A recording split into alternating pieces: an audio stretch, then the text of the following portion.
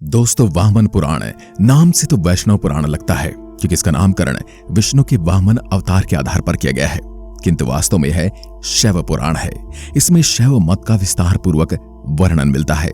यह आकार में छोटा है, इसमें 1000 श्लोक बताए गए हैं, लेकिन उसमें से अभी 6000 श्लोक ही उपलब्ध हैं। इसका उत्तर भाग प्राप्त नहीं है। इस पुराण में पुराणों के सभी अंगों का यथोचित वर्णन किया गया है। इसकी प्रतिपादन शैली अन्य पुराण से कुछ भिन्न है। ऐसा लगता है कि इसे कई विद्वानों ने अलग अलग समय पर लिखा था। इसमें जो पौराणिक उपाख्यान दिए गए हैं वो अन्य पुराणों में वर्णित उपाख्यानों से भिन्न है, किंतु यहाँ उनका उल्लेख स्पष्ट और विवेचनापूर्ण है।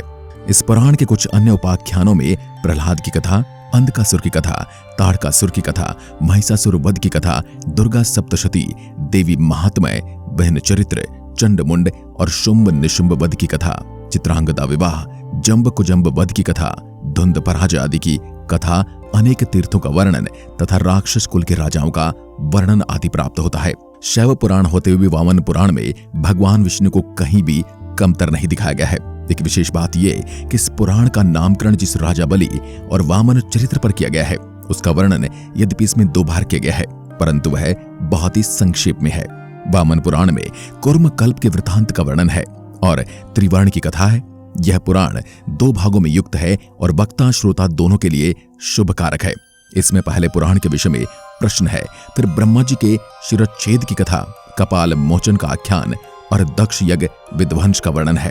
इसके बाद भगवान हरि की काल रूप संज्ञा, मदन दहन, प्रहलाद नारायण युद्ध, देवासुर संग्राम, सुकेशी और सूर्य की कथा, काम्य व्रत का वर्णन, श्री दुर्गा चरित्र, तप्ती चरित्र, कुरुक्षेत्र वर्णन, अनुपम सत्या महात्म्य, पार्वती की जन्म की कथा, तप्ती का विवाह, गौरी उपाख्यान, कुमार चरित, अंधकावध की कथा, साध्योपाख्यान, जाबाल चरित, अर्जा की अद्भुत कथा, अंधकासुर और शंकर का युद्ध, अंधक को गणत्व की प्राप्ति, मरुदगणों के जन्म की कथा, राजा बलि का चरित्र, लक्ष्मी चरित्र, त्रिविक्रम चरित्र, प्रहलाद की तीर्थ यात्रा और उसमें अनेक मंगलमय कथाएं, धुंध का चरित्र, प्रेतोपाख्यान, नक्षत्र, पुरुष की कथा, श्री दामा का चरित्र। त्रिविक्रम चरित्र के बाद ब्रह्मा जी द्वारा कहा गया उत्तम स्त्रोत तथा प्रहलाद और बलि के संवाद के सूतल लोक में श्री हरि की प्रशंसा का उल्लेख है। वामन पुराण के अनुसार असुर के राजा बलि ने अपने बल और पराक्रम से तीनों लोकों पर अधिकार कर लिया था। राजा बलि के आधिपत्य को देखकर इंद्र देवता घबराकर भगवान विष्णु के पास मदद मांगने गए थे, जिसकी पुकार सुनकर भगवान विष्णु ने वामन अवतार धारण किया था। इसके बाद वे वामन अवतार में ही राजा बलि से भिक्षा मांगने पहुंचे थे, क्योंकि वे जानते थे राजा बलि एक दानवीर है और वह कभी भी किसी को दान देने से मना नहीं करता। इसलिए जैसे ही वे राजा बलि के पास पहुंचे तो सभी ब्राह्मणों की तरह उन्होंने दान दक्षिणा नहीं ली। जब राजा ने उनसे पूछा कि आपको क्या चाहिए, तब उन्होंने उनसे 3 पग भूमि मांग ली। राजा ने उनकी बात मान ली और उन्हें 3 पग भूमि दे दी। वामन भगवान ने तब अपने पहले और दूसरे पग में तो धरती और आकाश को नाप लिया, लेकिन उनके पास तीसरा पग रखने को कुछ बचा ही नहीं था। तब राजा बलि ने अपना सिर उनके आगे कर दिया। वे कहने लगा कि अपना तीसरा पग मेरे सिर पर रखिए, और वामन भगवान ने वैसा ही किया। जिसके बाद राजा बलि पाताल लोक जा पहुंचा और इस तरह देवताओं की चिंता भी समाप्त हो गई। लेकिन वहीं राजा बलि के दान धर्म से भगवान काफी ज्यादा प्रसन्न हुए और उन्होंने बलि से कहा कि वरदान मांगे। बलि ने उनसे वरदान में पाताल में बसने का वरदान मांगा था, लेकिन बलि की इच्छा पूरी करने के लिए भगवान को स्वयं पाताल जाना पड़ा। उनके पाताल जाते ही माता लक्ष्मी के साथ साथ अन्य सभी देवी देवता भी चिंता में पड़ गए थे और अपने पति को वापस लाने के लिए तब माता लक्ष्मी एक गरीब स्त्री बनकर राजा बलि के पास पहुंची थी और वहां उन्होंने राजा बलि को भाई मानकर राखी भी बांधी थी। बदले में उन्होंने राजा बलि से भगवान विष्णु को पाताल लोक से वापस ले जाने का वचन मांग लिया। इसके बाद ही भगवान विष्णु ने राजा बलि को एक और वरदान भी दिया था। वे आषाढ़ शुक्ल पक्ष की एकादशी का पाताल लोक में वास करेंगे और पाताल लोक में उनके रहने की इस अवधि को योग निद्रा कहा जाता है। कहते हैं कि कार्तिक मास में देव उठनी एकादशी के बाद भगवान नींद से जागते हैं, यानी कि पाताल में वापस वैकुंठ धाम पधारते हैं और फिर सभी शुभ कार्य आरंभ होते हैं। शिव सती के अनुसार इस प्रकरण में विष्णु को सृष्टि का नियंता और दैत्यराज बलि को दानवीरता प्रदर्शित की गई है, परंतु ये कथा ही वामन पुराण की प्रमुख वर्ण विषय नहीं है। इस पुराण में शिव चरित्र का भी विस्तार से वर्णन है। प्रसिद्ध प्रचलित कथाओं के अनुसार सती बिना निमंत्रण के अपने पिता दक्ष के यज्ञ में जाती है और वहां शिव का अपमान हुआ देखकर अग्निदाह कर लेती हैं। परंतु वामन पुराण के अनुसार गौतम पुत्री जया सती के दर्शन के लिए आती हैं। उससे सती को ज्ञात होता है कि जया की अन्य बहनें विजया, जयंती एवं अपराजिता अपने नाना दक्ष के यज्ञ में गई हैं।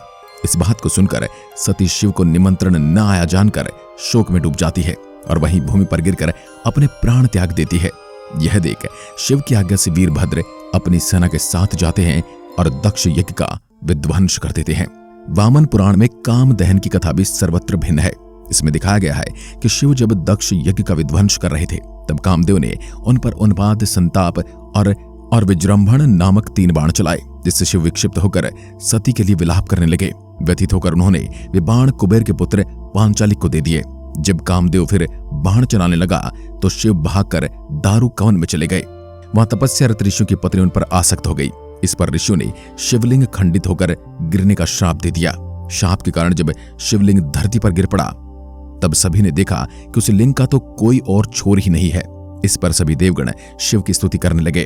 ब्राह्मण और विष्णु ने भी स्तुति की। तब शिव ने प्रसन्न होकर पुनः लिंग धारण किया। इस पर विष्णु ने चारों वर्णों द्वारा शिवलिंग की उपासना का नियम प्रारंभ किया। साथ ही शैव, पाशुपत, कालदमन और कपालिक नामक 4 प्रमुख शास्त्रों की रचना की। एक कथा इस प्रकार की, एक बार शिव चित्रवन में तपस्या कर रहे थे, तभी कामदेव ने उन पर फिर आक्रमण किया। तब शंकर भगवान ने क्रोध में आकर उसे अपनी दृष्टि से भस्म कर दिया। भस्म होने के उपरांत वहां राख नहीं बना, अपितु 5 पौधों के रूप में परिवर्तित हो गया।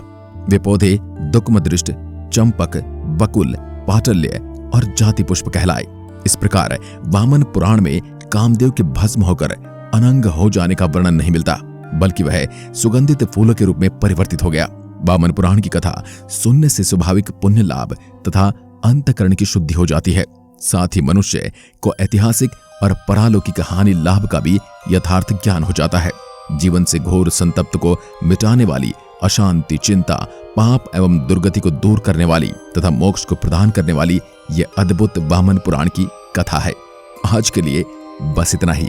आज की वीडियो में आपने जाना होगा कि जब सभी कार्य रुक जाते हैं, यानी कि जब सभी धार्मिक कार्य, विवाह आदि के योग नहीं होते हैं और देवउठनी ग्यास के बाद ये सभी प्रारंभ होते हैं, इसका अर्थ ये हुआ कि उस समय भगवान विष्णु पाताल लोक में जाते हैं और इसलिए यहाँ पर कोई भी उनकी अनुपस्थिति में शुभ कार्य नहीं किए जाते। आज के लिए बस इतना ही। धन्यवाद।